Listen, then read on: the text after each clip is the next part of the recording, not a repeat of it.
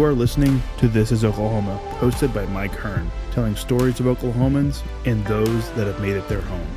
What's up, guys? Welcome back to another episode of This is Oklahoma podcast. Mike Hearn here, your host, back with another episode. Excited to share this episode with you today, but before we do, I've got to thank our sponsors. First of all, the Oklahoma Hall of Fame. They've been a huge part of this podcast for the last few years. So the Oklahoma Hall of Fame have been sharing Oklahoma's story through its people since 1927. For more information on the Oklahoma Hall of Fame, go to www.oklahomahof.com. And for daily updates, go to oklahomahof on Instagram and give them a follow. Our other sponsor today is Chickasaw Nation. Now, the Chickasaw Nation have sponsored pretty much everything in Oklahoma. They're a huge supporter of Oklahoma, and it's an honor to have their name and their brand supporting this podcast. So a huge shout out to Governor Anatoby for supporting this podcast. It really means a lot. Our third sponsor is Diffie Ford Lincoln down in El Reno. Now, this one makes me so happy because these guys are great friends of mine, play a lot of golf together. I've bought my cars from them, do most of my oil changes down there, have a cup of coffee, hang out down in El Reno. It's a good spot to go. And not only are they great friends, but they provide a great service. So for over 60 years, third generation family owned Oklahoma business down in El Reno. They're also in Bethany as well. So people in the Bethany area know the Diffies really well. But if you're looking for anything new, used, Ford, Lincoln, or whatever, I'm sure they could find anything you want. Check them out, diffieford.net, and then on Instagram at diffiefordlincoln. This episode is brought to you by the Doghouse OKC. Recently, I have been in need of some doggy daycare for my two pups, and the Doghouse have come in clutch. The team over there are incredible. They've taken care of my two golden doodles, and so it's been an honor to partner with them on the podcast and share the love. And the one thing that I do with the sponsors that I have is stuff that I use and recommend, like the Diffies with my car, Hall of Fame. They're awesome. Citizens Banks, where I bank. Chickasaw Nation, huge supporter of Oklahoma. And adding to that is the Doghouse. And so if you're in need of doggy daycare in the day or boarding overnight, they do grooming and other cool things too. But I've had a fantastic experience, and it's an honor and a privilege to share this with you too. So go to thedogHouseOKC.com and follow them on Instagram at thedogHouseOKC. And hopefully our pups will run into each other. What's up, guys? Welcome back to another episode of This is Oklahoma. Mike Hearn here, host, back with another episode. We are down in the heart of downtown Oklahoma City today. It gives me a great pleasure to introduce our guest, Mr. Kevin Moore from Serac Ventures. And shout out to Andre Caldwell for inviting us to Positive Tomorrow's lunch that we met at a couple of weeks ago. Indeed, yeah. Right? How good was that? Phenomenal. That organization, amazing. Oh, yeah. Amazing organization. So good. Yeah, shout out to Andre for that and connecting us. And oh, he's on the board, right? I think that's why we had a table with him, the one and only. How do you know Andre? My sister-in-law went to law school with him. Okay. And we connected years ago, lost touch, and then recently got back together. I'm not even actually sure. I think it may have been through Positive Tomorrows. I'm sure. You know what? It was through Positive Tomorrows because I've been a donor there for years. And someone said, oh, you should meet Andre. He's on the board there. And a friend of mine, Todd, I forgot his last name. He runs a financial investment firm as well. He was like, oh, yeah, you should meet Andre. I meet him here at Bradford House all the time.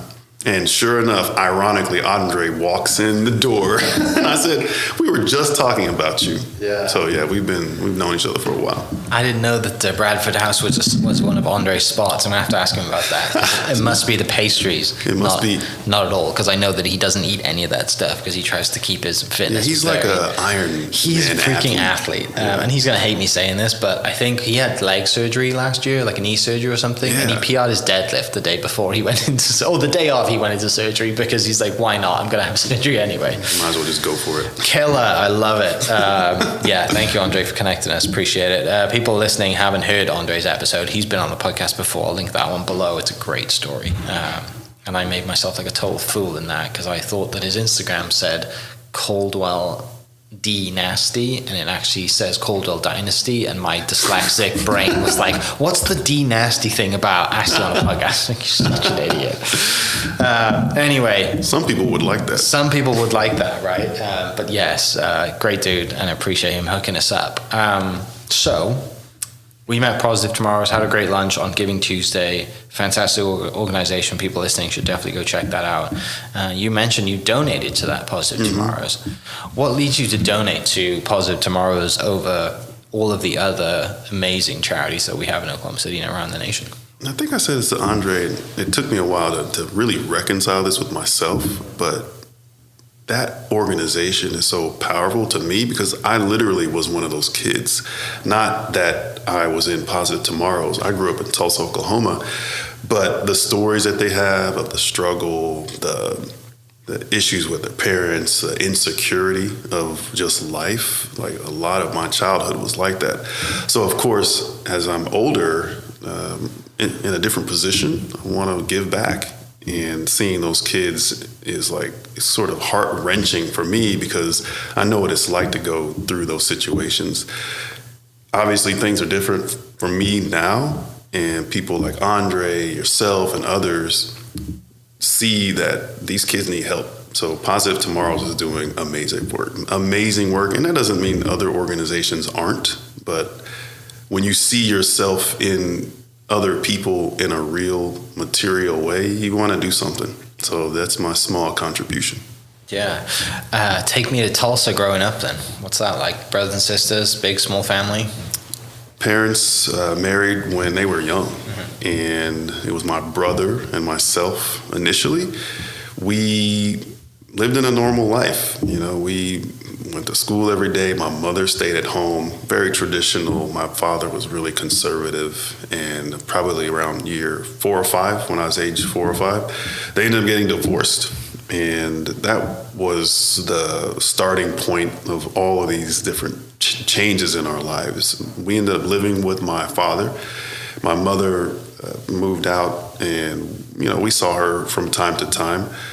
And my dad, I think, took it really hard. He unfortunately lost his job, ironically, at the same time. You know how these things happen. It's like one bad thing happens and everything else happens after that. We lost our house. We were homeless for a couple of years and sleeping on the floor, living in this small little shed in the backyard of a neighbor's house for years. And I remember getting up, walking to school, and sometimes my friends would say, hey, let's go over to your house and play. And I'm like, well, I don't really have a house. But, those were tough times. Very something that I think my brother and myself remember vividly. And then from there, we went into living in like low-income housing, and things were just tough. So I think that the part of me that said I was better than my situation started to come out when I was in the 8th grade. I'd gotten in trouble in class. I was talking back to the teacher or something. And then I just heard this voice in my head that said, hey, Kevin, you're better than that. So I started working hard, put my head down, went to work in school, and started getting straight A's all through high school. In the 10th grade, my high school counselor came to me and he said, Kevin, I see you're working hard. We're getting a lot of inbound scholarships that come to the school. And anytime there's one, I want you to apply for it. So I did, and I just applied for so many scholarships. Sometimes I'd be the only person who applied at all. And fortunately, thank God, I was able to get enough scholarships to pay for like the majority of my college, which for me to even go was like such a big deal. Throughout this period from youth to graduating high school, actually even graduating college, things were still turbulent. My father was incarcerated a number of times. My brother ended up dropping out of high school. And you just kind of look back and said, you know what, I'm just so thankful to not be in that situation. So when I graduated college, we moved out of Oklahoma. When I say we, I met my wife the first year that I had transferred into Oklahoma State University. And her life was just so different than mine. And I admired that. Her parents had been married like 30-something years and stable home. So we just sort of connected, not just because of that, but for a lot of different reasons. But I always tell her, like, I really admire your family and the values and things like that. So we moved out of state, lived in Chicago for several years, and I was there working as an engineer. I got my degree in structural engineering. I remember sitting at my desk, I was 6 months into my job, and I remember looking down thinking, like, is this really what I want to do for the rest of my life? I had got interested in finance my last year in college, started going to the library at night, reading books about personal finance, investing, and thinking, oh, you can make money doing this, and this is what smart people do. I grew up relatively poor relative to everyone else. I thought I wanted to change that about my future. So thinking through all those different things, I went and I said, what could I do to get into the financial services industry? And I started exploring private equity, venture capital, investment banking, financial advising.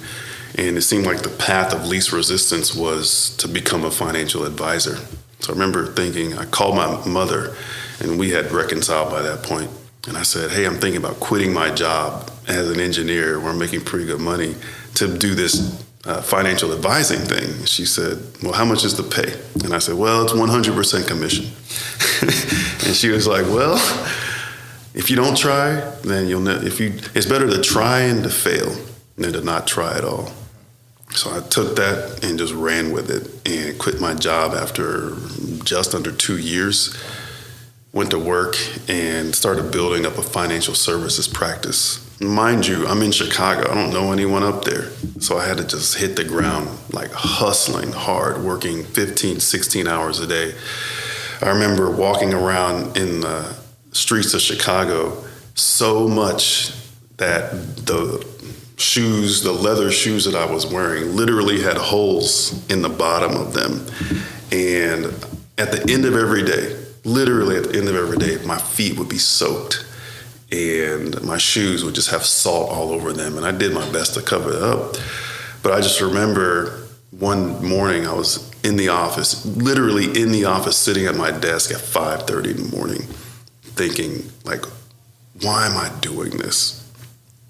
And that feeling of, oh, I don't want to fail.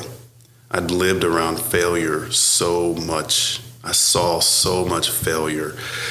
I experienced so much lack that I didn't want my future children to have to go through that. So that's what drove me. And I felt like I was also making a difference in the lives of other people by introducing them to all these different things that I hadn't really experienced as a youth and was currently experiencing as an adult at that time. So I did well, it was like hustle and grind every single day, and accomplished a lot in Chicago. We had our first child in Chicago, my son Isaac. We bought our first house in Chicago, had a great church and things up there. And then ultimately my wife decided that she wanted to move back to Oklahoma. And I was resistant to that for a lot of reasons. I felt like Chicago was a new beginning for me as a person and our family, and I didn't want to be near any of those different things. That being said, that doesn't mean I was bitter or angry with anyone. I'm not a person who holds on to anger or any sort of resentment toward anyone. Life's too short for that. So we eventually went back, and I had to start over. We had to start over. Didn't know anyone in Oklahoma City. I'm originally from Tulsa. And when we got here, I went into that same type of work, but ultimately said, I want to get closer to the companies that I'm investing in, and started exploring venture capital. And I thought, I'm in Oklahoma. How am I going to do that? There's no venture capital industry here. Mind you, this was in 2010. So I had to start over, building the network, just grinding it out every single day, burning through our cash and not knowing how we were going to make it. But when you've been through something hard before, it's like, okay, you can do that again. I remember when we came back, we rented a house or like a duplex in Edmond. And things were tough, but it was different. Like, we were adults.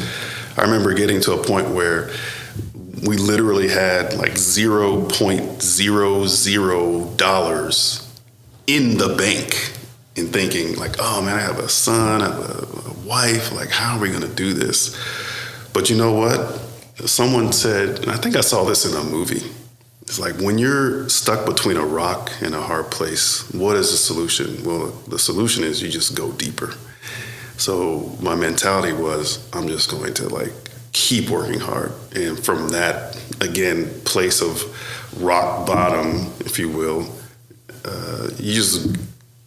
you ascend out of it. Kind of like what we were talking about when I first came in here. It's like the moments where you feel like you've lost, when you're like grinding and hustling, you appreciate the win so much more. So that's what we did. And for the first 2 years, we just rebuilt. And eventually everything was just on an upward tick. And I was resentful coming back to Oklahoma at first, but so glad we did. It's so amazing to be back around family. It's so awesome to be experiencing all of the things that were put in place sort of decades ago, and to reap the benefits of how Oklahoma City is changing.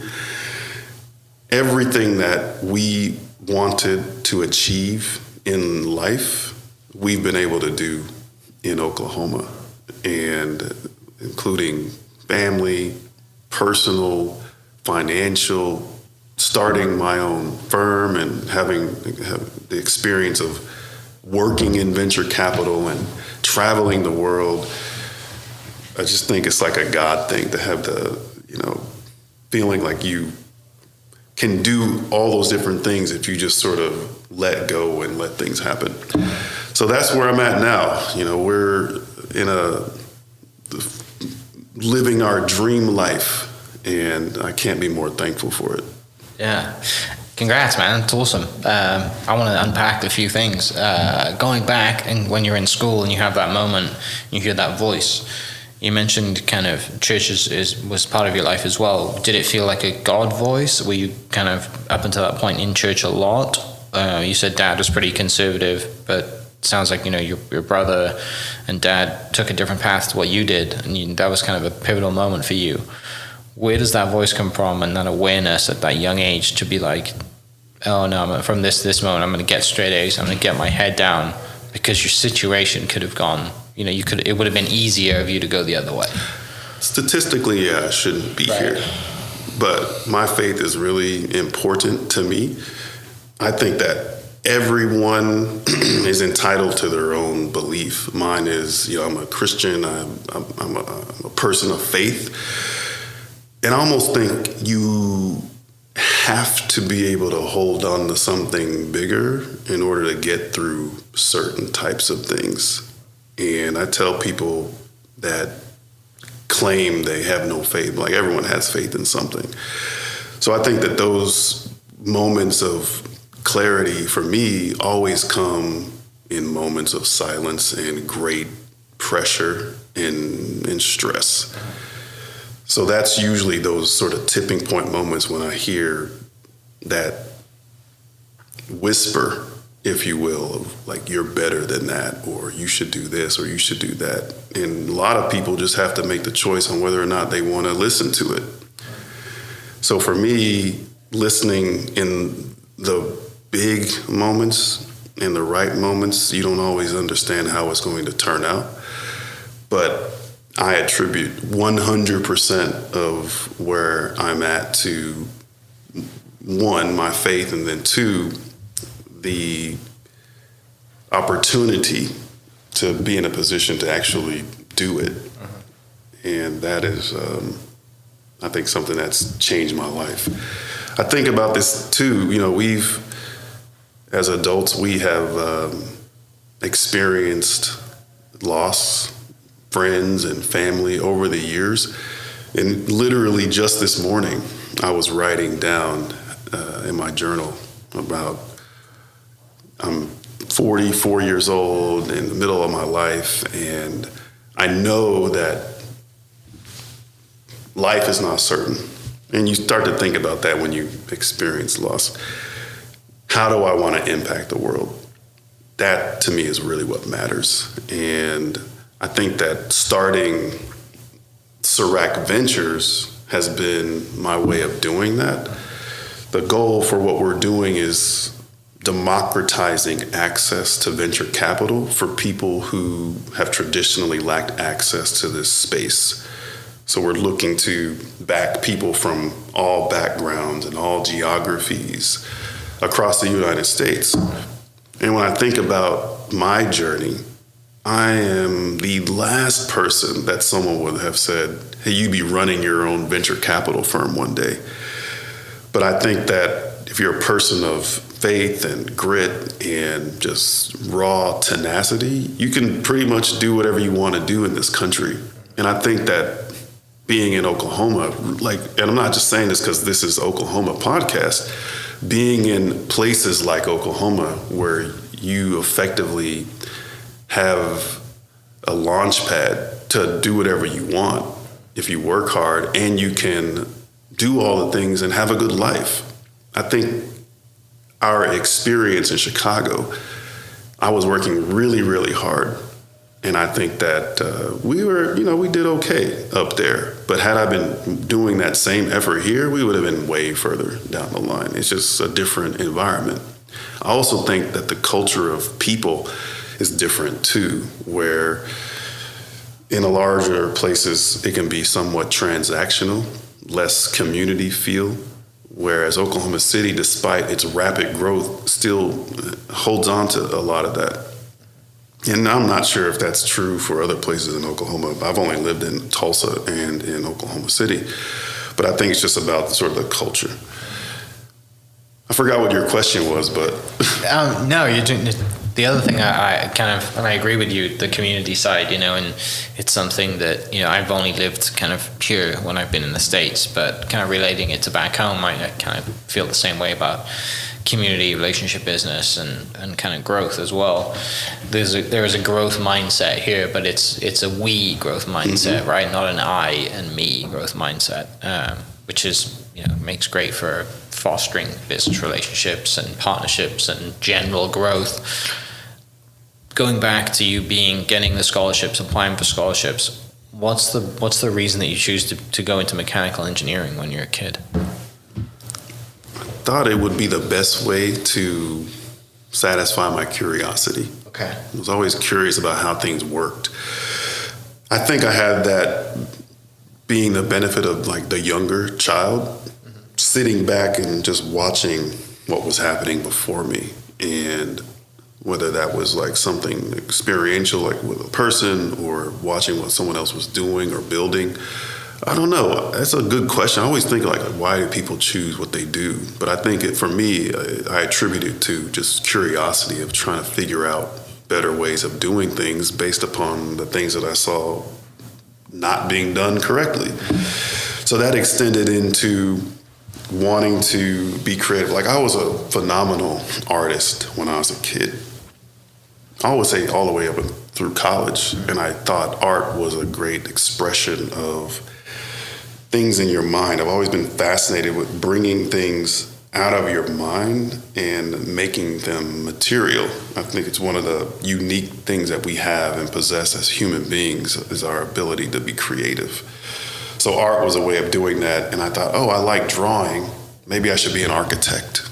And then architecture came into, well, how do they actually make these amazing things? And that led to engineering. So engineering is fantastic because it's less about the building and it's more about process. Process is like, how do you do things and how do you solve problems? And literally, as a kid, when you grow up without a lot of things, you have to figure out how to do stuff, whether that's feed yourself or make something work that you need that's broken. You just kind of have to figure that out. You learn how to be resourceful when you don't have a lot of stuff, which carries over into, it's what engineers do. So I did that, and it was a great short career, but has been beneficial in so many different ways in every single thing that I've done. You're pretty good at math and art then, right? It's problem solving, generally. What leads you to pick up a pencil when you're a kid drawing artwork, and I mean, what style and fascination with art do you dive into? You know, my father was a really good artist. He could draw with medium pencil, like really well, and has phenomenal penmanship. So I always used to challenge myself to just write as perfectly as I could, whether it was print or cursive. I still have very good penmanship, and that was sort of the beginning. I think that, and I always tell this to younger people, the product that you produce will be consumed by somebody. And how do you want to represent yourself? Like if someone were to pick up something that I wrote and like, oh, Kevin Moore wrote that leave behind or whatever you wrote is an expression of who you are. And if your penmanship is sloppy and you don't care, to me, that's a translation of, well, is that the type of person that is? That I believe, like if I had to invent a religion, I tell this to everybody, if I had to invent my own religion, it would be called incrementalism. Okay. And incrementalism is this belief that every little thing you do compounds over time. And if you want to make progress towards something big, you have to believe in doing a little bit of that thing every single day, consistently. So managing those little details are so important to me. And if I'm like that, then the way that I write should be a translation of that belief. So if every single stroke of my pen or pencil is an expression of something I believe, then of course my penmanship is going to look good. So, you know, I taught myself how to speak Spanish. I've never lived in a Spanish-speaking country, but it's always been a goal of mine to learn another language. So when I graduated from UCL with my MBA, I said, I'm going to finally do this. I started learning Spanish, and people say, oh, well, what's the secret? Like, there is no secret. You just have to do 3 things every single day. Speak it, write it, read it, or listen to it. I guess 4 things. And I did that every day. And it's like, well, how much time are you taking? Like 5 minutes. Then that 5 turned into 10, then to 15, then to so on and so forth. And then 11 years later, you can speak fluent Spanish. And obviously I've traveled and done a lot of things in between then. But there's no secret. Just like there's no secret to success. There's no secret to it. You just have to do the little things every single day, all the time. I think that life is just like that. But I attribute it to the incremental little things that you do make up who you are and where you are in life. Maybe last story, my mom and I were at a scholarship dinner in Tulsa, and the guy on stage was preaching to all the kids in the audience who had won this scholarship. Not preaching like a sermon, but just like preaching lessons of life. And he said, he said, every one of you has to remember that you and only you are responsible for the outcome of your life. Like no one else can control the outcome. Like every single decision you make is your decision, and the accumulation of those decisions create who you are and where you will be in your station in life. I still remember that to this day. That was literally over 25 years ago. Over 25 years ago. And I believe in that. So the fundamental, like the basis of this religion would be on those principles. Yeah. I mean, people listening, if that's the only thing you take away from today, take that away, because write it down, put it on your fridge, like put it on your, we're coming to the end of the year, there's New Year's resolutions, it's that time to reflect. And you're right, if you just literally 5 minutes, 10 minutes every single day, we all want to do, everyone, probably says, I want to do a different language, right? Or I want to do yoga, or I want to be more flexible, I want to do this, that, like, it's that simple. It's so simple. I have this goal that I'm working on right now. Yeah. Is I want to be able to do 200 push-ups in just one go. So I said, how am I going to do that? It's a pretty big goal. Right? Yeah, but guess how it started? So months ago, I said, I'm going to start doing 5 sets of different types of push-ups in a row. Okay. So I do 5, 1, 2, 3, 4, 5. Then I move to the different types. I do 5 of 5 different types of push-ups. So hands wide, hands close together, pike push-ups, diamond, varieties. And I do those in a row.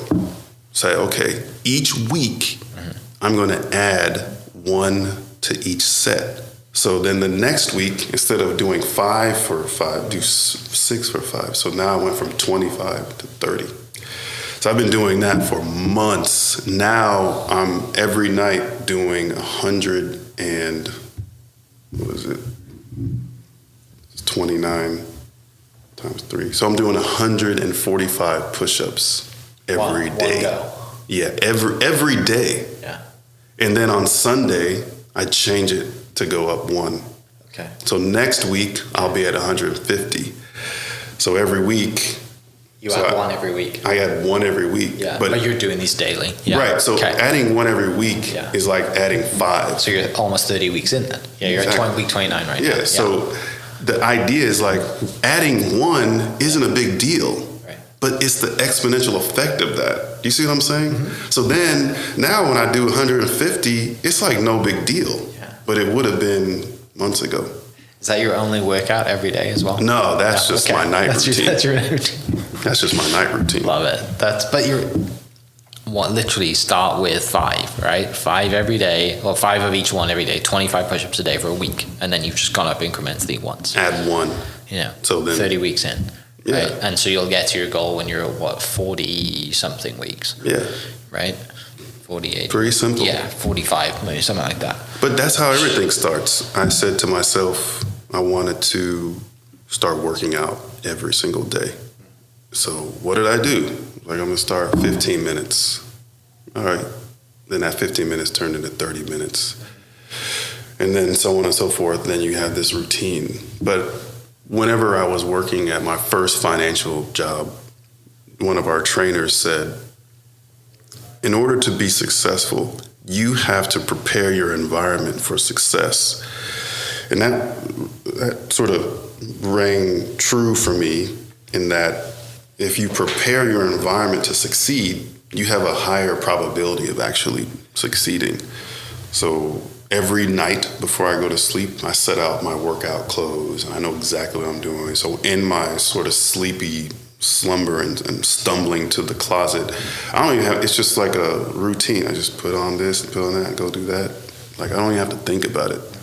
So if you eliminate all those distractions, then you can do these things. Like every night, my yoga mat is right there by the bed, and so I do the push-ups, and then I do my stretching routines. Like, I'm not even thinking about it. It's just a part of the cycle.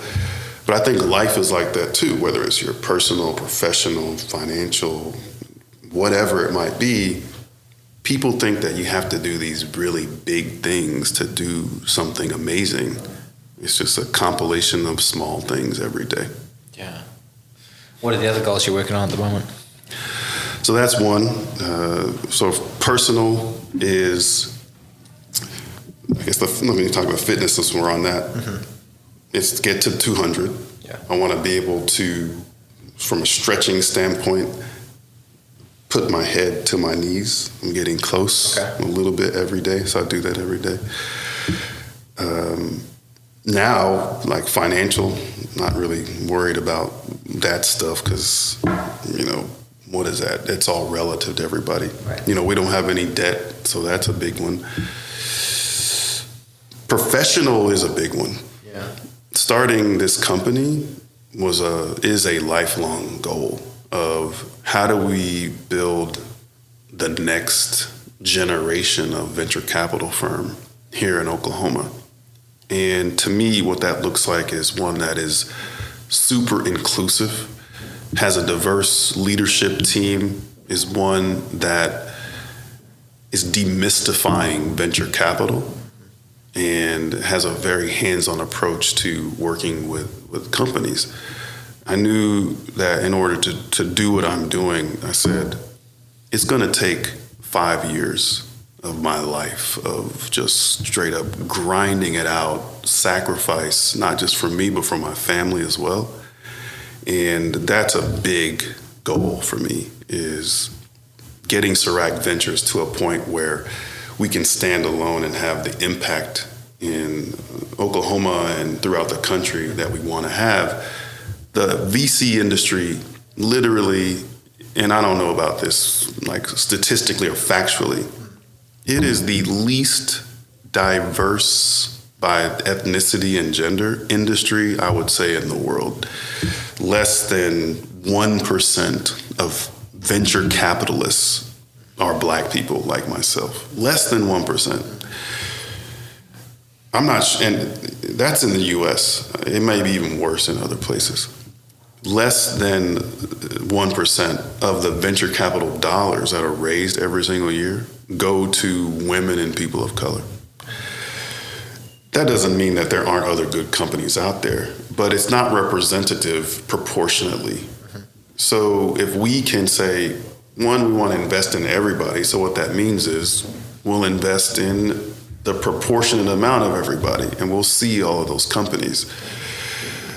And I think there's more opportunity there. There's a lot of data that shows that more diverse things, they do better. So if we can deliver to our investors this idea that not only are we choosing amazing companies that have the opportunity for hyper growth, but we're doing so in a manner that increases the opportunity for everyone that's out in the market. Maybe the last thing I'll say about that is one of the things I learned early in my career is that you find the highest quality product or service or whatever when you have a full view on what all the opportunities actually are. So if you don't see all of the opportunities in the market, how do you know you're getting the best? So with Serac Ventures, because we're seeing so many opportunities and we've widened the aperture for the types of founders that we're just open to talking to, we believe that we're significantly increasing the probability of giving investors the best product, if you will. That's a big goal. It's one that motivates and moves me to get up at 4:30 every single day and do this as hard as we're going. Yeah.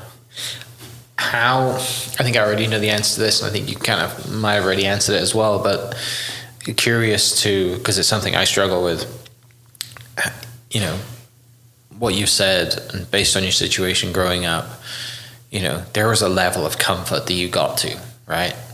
And there was a level that, you know, you proved a lot of people wrong by getting to, you know, mechanical engineer, got a good job, you know, and you have this itch to be like, hang on, finance. Senior year, I thought about finance. How do you fight that comfort?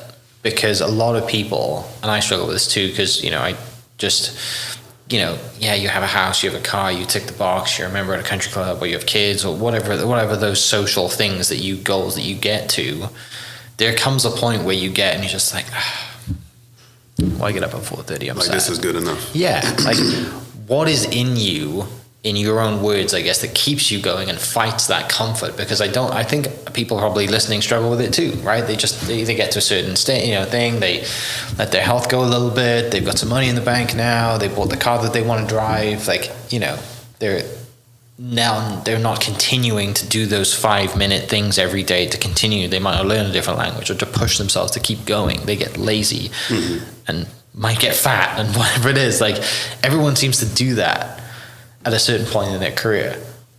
Doesn't sound like you've done that yet. I think that, one, I just want to, by disclaimer, say that people can do whatever they want to do, and there's nothing wrong with that. Yeah. I just want to put that out there, that I'm not better than anyone. No one's better than anybody at all. Right. But one of the questions I've always wanted to know is, what are my limits? And I think when you live with this sort of the conditioning of lack and wanting to maybe do better, the question you ask yourself is like, well, what is better? Like, am I doing the best that I can do? And so when I ask myself that every single day, it's like, am I giving this my best? Is this the best I can write? if you will. I'm on this sort of kick of wanting to understand, like, what is my true limit? I said this to my wife. I was running one day, I think it was in New York or somewhere, I can't remember. I'd run like 5 miles, and I was like feeling amazing. And I said, I've never tested how far I could run just straight up. And I said, I wonder how far I could run if I just like kept going until I just absolutely passed out. And I said, there was a lot of people who do that. And if you've read books about people like, is it David Goggins or Goggins or whatever? Yeah. Like he's like running 100-mile marathons in the desert, whatever. And he was just like, man, I could do more. But I think there's this fundamental question that everybody should ask themselves is like, what is your absolute limit? And the reality is, as human beings, we have no limits. And that statement, that belief has permeated my mind to be like, yeah, we do. I just want to figure out what mine is. And it's like, okay, how healthy can I eat? Is there a limit to that? How far can I run? How much better of a person can I, whatever it is, how many push-ups can I do? If I get to 200, I'm like, well, can I do 201? I saw a competition of this guy on YouTube. Literally, I think he did 1,000 push-ups in a row. His arms became so functional like our legs. Like we could go walk for hours and not even feel it in our legs. Like we wouldn't even think about it. You probably go to wherever you're from the UK, you can go walk around your hometown for hours and not even be like, you're not gonna be like, I need to rest my legs. You're just like, even if your legs get tired, you're gonna keep going. This guy had done that with his arms. I thought, that's pretty amazing. Yeah. So I think that motivation, that drive for doing that is just, now I'm on this kick, maybe midlife crisis kick of what are my limits? And I don't think I've reached them yet. Yeah, I've done a few, when you turn 30, you do a few things, right? You start running, you start playing golf or whatever, we all know the cliche things. And I got into a little bit of running, late 20s, early 30s, and did some kind of races that, there's a great race. Shout out to the Mid-South gravel race in Stillwater. On the Friday, there's a 50-kilometer run, and then on the Saturday, the real people show up and ride a 100-mile bike, right? Some people do both. Those guys are crazy. But I've done the run. I haven't done the bike yet. I've done the run, and it's 31 miles, 50 kilometers, and there's people running that in like 3.5 hours. So crazy. Like crushing life. And I did my time in 5:25 this year, and took 45 minutes off my previous year's time. So That's amazing. I crossed the finish line and I'm like, I need to sit down, right? Like I'm broken you here. It. And the guy who was at the finish line that kind of watched me finish said to me, I'm sat on the curb and just kind of like, panting and can't feel my knees. And he goes, you see that lady over there? And I said, yeah, some 50-year-old lady or whatever. He goes, she finished 30 minutes ago. You got to point that Thanks, out. bro. I appreciate it. But you have to test your limits, right? Yeah. Like my limit at that time was 5:25. I'm hoping to do it in March, and I'm hoping to do it in sub 5 this year. Like I'm going to try and keep going, but there's so many unanswered questions, and we just don't. Most people relate to fitness, right? What are our limits in fitness? Because it's easier, I think, to find our limits in fitness, right? But there's so many other ways to find your limits. Yeah, right? yeah, absolutely. So many other ways. I think part of it too, if you have a coach or like your friend saying, hey, this woman did it in 30, you should do 30 minutes less. Yeah, she's 20 years older than you. But, like our kids, like the next generation, my wife and our kids, if with the same work ethic I have now, I had their situation, oh my gosh. Right. I mean, come on. I'm working within the limitations and the constructs of the limits that were around me. Yeah. And thank God first, and to America and to the country and Oklahoma and all these different opportunities that I've been able to do what I'm doing here. But I'm trying to do the best with what I have. Yeah. See what I'm saying? You spent 30 plus years building a foundation Yeah. so that you can really then use those foundations to leapfrog. The kids growing up now, they already have that foundation thanks to you and your wife. Exactly. Yeah. So I think the point that I'm trying to make here is that everybody has a different sort of living situation, different upbringing situation. And one thing my father did say to me that resonates to this day is do the best with what you have and don't complain. Don't act like anyone owes you anything. Just don't complain, shut your mouth, and do your work. I remember the story. It's quite an uninteresting one, but I was in the kitchen as a kid washing dishes, and I ran out of dish soap. And my dad said, well, just get some laundry detergent. And I said, I don't think that's going to work. So he brought it over, and he did it, and I'm washing the dishes with laundry detergent, the powder kind. And if you've ever done that, it makes the dishes like extremely slippery, almost to the point where you can't hold them, like sliding out of my hand. I was like, man, this is too hard. This is a waste of time. And laundry detergent, that's for clothes. It's not for dishes. And he said, look, you got to do the best of what you have. It's all we have, so make it work. And I'll never forget that story, but it was the principle of that. Like if someone, I would put that on my tombstones, like, do the best of what you have. Yeah. So we all have our constructs of how we grew up. And some people, like my kids, have this amazing opportunity, and so do most kids. So that's why I'm like, don't complain, just do the best. Yeah. Where you mentioned earlier, there's always been a dream for you to launch kind of your own company, your own business. Let's talk about that. When did that launch? Where did the idea come for the inclusion and everything and the opportunity you see? And then also, where do you find the name for it as well? Where does that come from?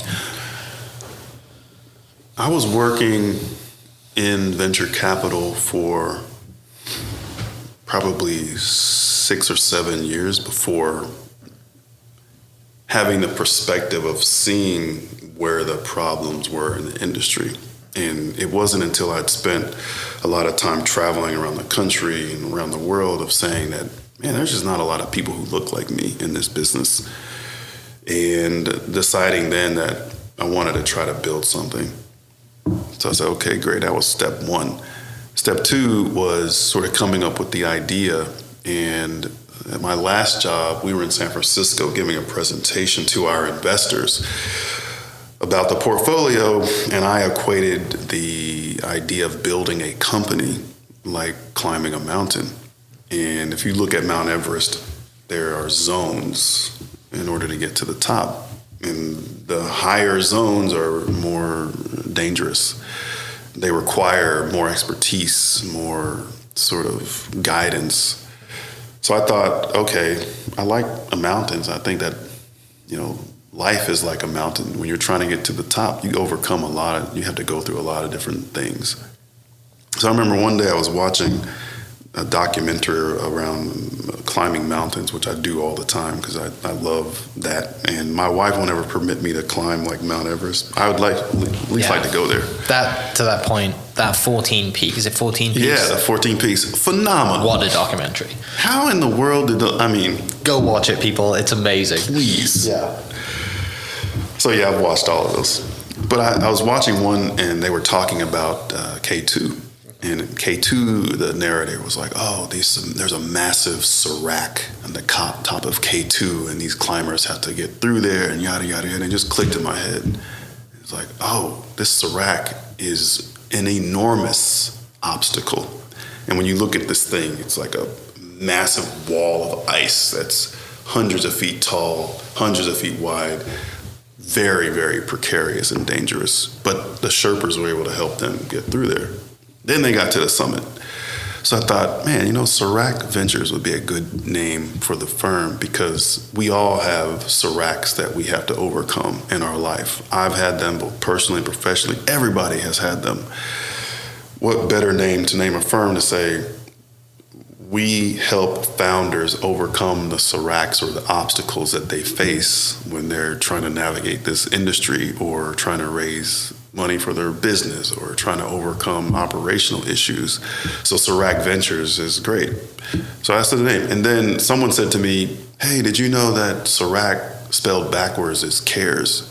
And I said, I had no idea. And then I looked at it and I'm like, oh, it does say cares. I mean, we do care. I think that's a bit corny and cheesy, but we obviously care about the founders we work with. But the name Serac sort of genesis came from that. Yeah, that's really cool. What was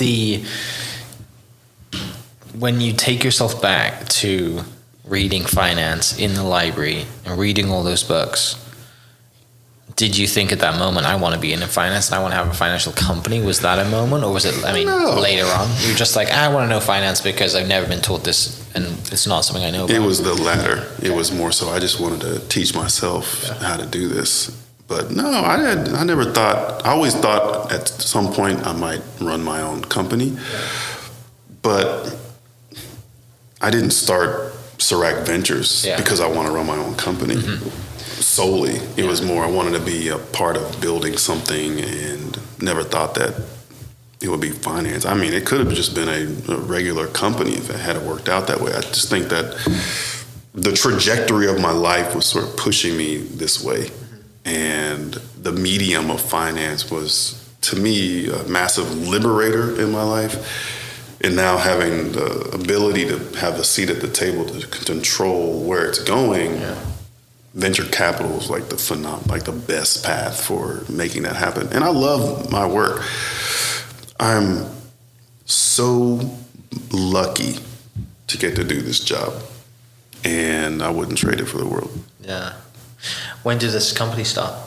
January of 23. Okay. Took the first quarter, some of Q2 of 23 to just get the infrastructure started, and then started talking about the story and building a name for the firm, and made a couple hires, some part-time, some full-time. We had our first close as a fund, which when you're raising a pool of capital, you say, hey, we're raising X amount of dollars, and then you can bring in new investors in different phases. And at a certain point, you have to cut it off because it's not a publicly traded fund. And we won't cut off our fundraising until sometime late next year. But that's sort of the idea. When you're investing in private markets, you are taking money from private investors, pooling it together, and then pushing it out to different companies. Yeah. Do you still read quite a lot today? Every day. Okay. I have a goal not a goal, it's just from 5 to 5:30 every day I read something. Yeah. I try to read 2 books a month. A lot of that depends on the thickness of the book. Yeah. But I'm on track for that. And some of these books are big, but the idea is, like, how do you get through a book? It's like, well, page at a time. One page at a time. You're thinking too big. Sentence at a time. Then, yeah. No. Even more. A word. And? Letters. Exactly. Okay. One letter at a time. Okay. So that's how I think about reading. It's like, if I read, sometimes I calculate, I have 15 days to read this book. How many pages I have to read per day? And you just do that. Yeah. What are you reading right now? I'm reading this book called The 100-Year Marathon. It's about the interplay between China and U.S. struggles. Okay. And phenomenal book. I recommend people read it because it really accurately describes the relationship between the U.S. and China and how they've sort of interwoven themselves into our society such that it's very hard to separate from them. But there are some power dynamics, some good, some bad. Just a great book. And when I say we, my friends and I, we talk about how people need to read more to understand a lot of the history behind some of these things. So that's one book I'm reading. The book I just finished was a book called The Reverse Tipping Point by Malcolm Gladwell. Mm-hmm. It's sort of a continuation of his first book, which basically talks about tipping points. Uh-huh. But in this case, these are tipping points that are actually bad. And why did those happen? Yeah. quite frankly, it wasn't as good as his last book, but I still read it. But I'd like to read a lot. Do you do any guest speaking? I've only been on podcasts, but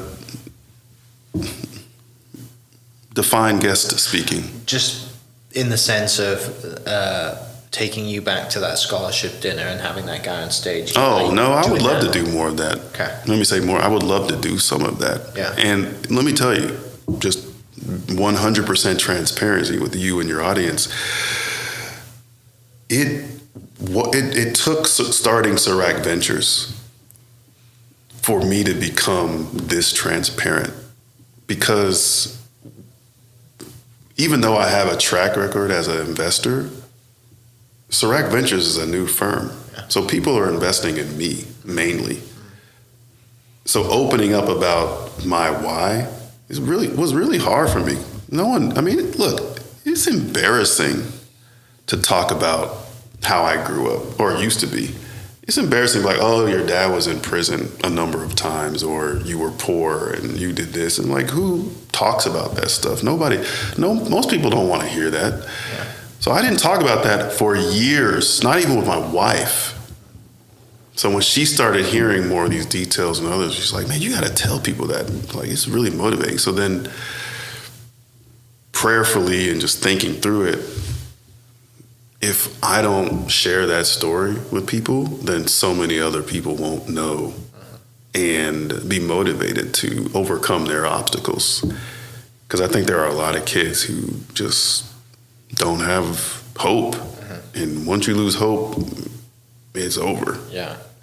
To that point, I listened to a podcast recently talking about just exactly that, really. We don't share our stories as much, right? And it was in the sense of like the older generation doesn't share their stories. So when grandma, granddad, uncles, aunts are gone, like those stories go with them, right? No one's documenting these stories. And so for me, one of my goals for next year is to do more documenting and to open the podcast up to, interviewing families coming to me to interview their grandparents and tell their stories, right? That's just giving them time, right? Just kind of that's kind of the next arm to This Is Oklahoma. Is, there's only so much I can do for the podcast, and I would love to do this every day and post daily episodes. But there is, when I look back at my own life, right, my own grandparents and my parents, like, thankfully I still have time with my parents. With my grandparents, I interviewed my granddad.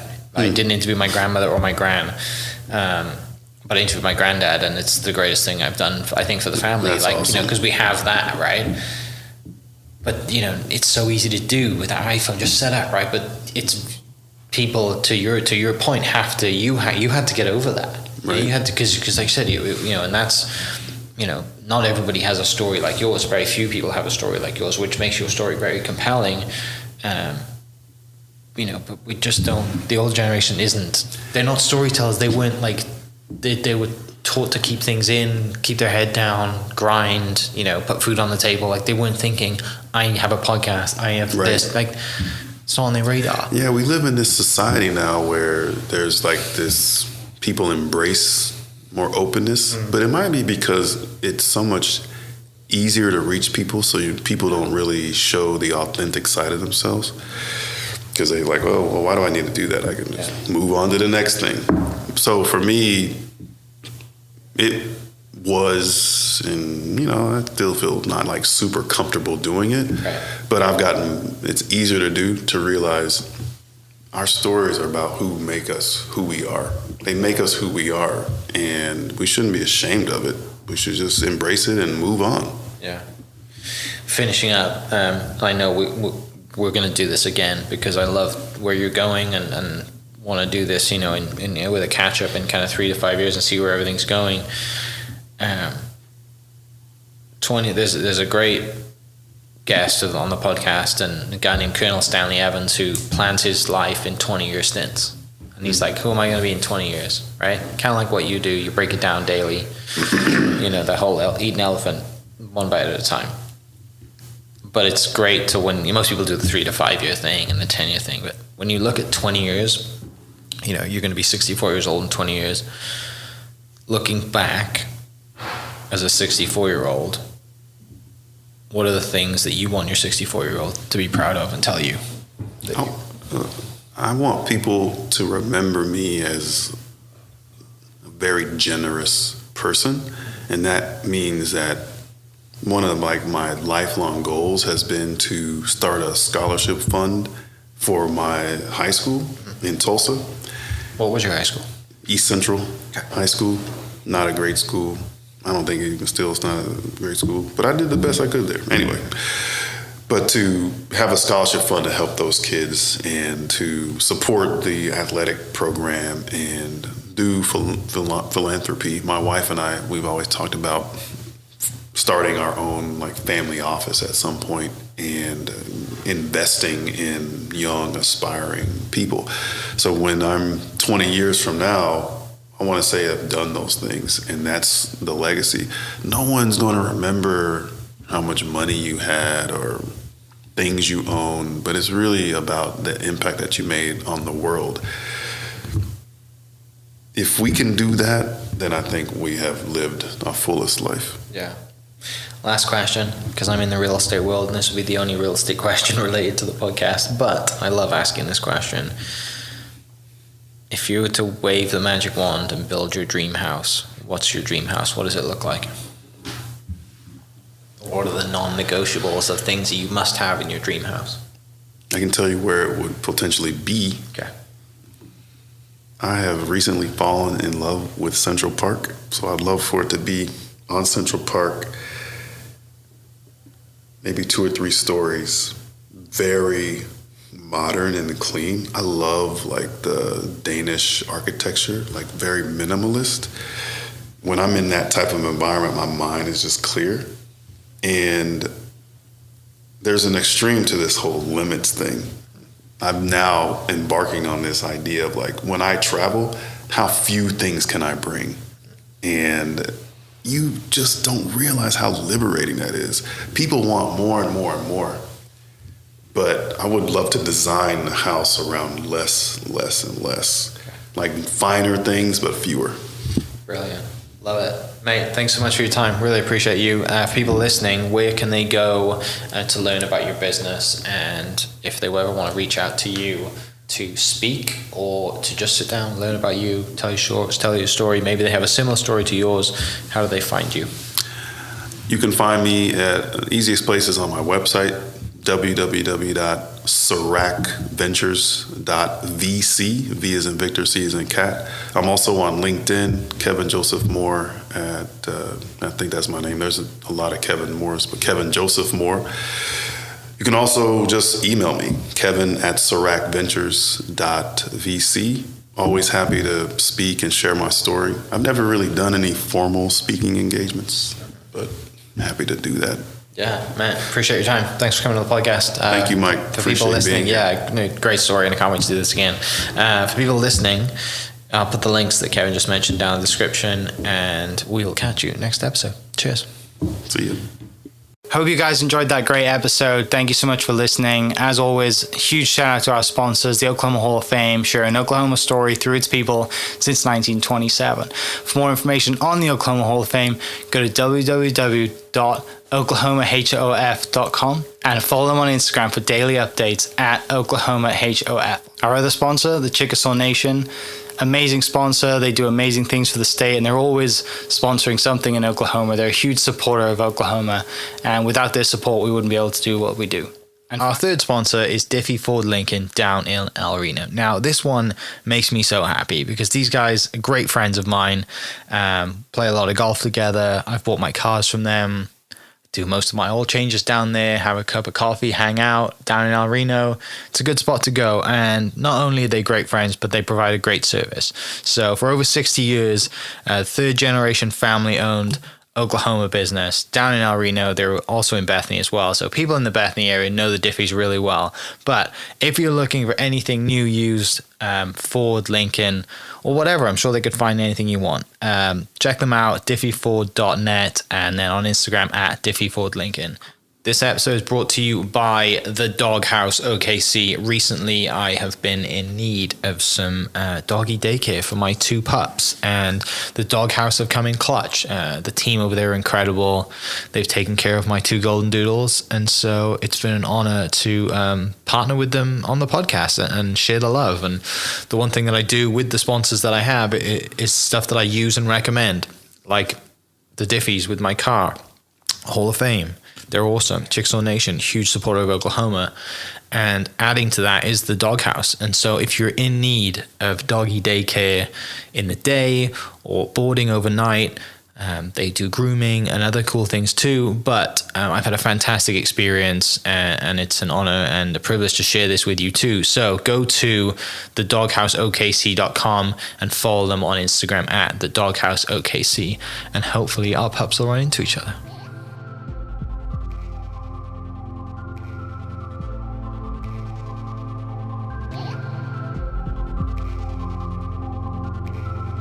Thank you for listening.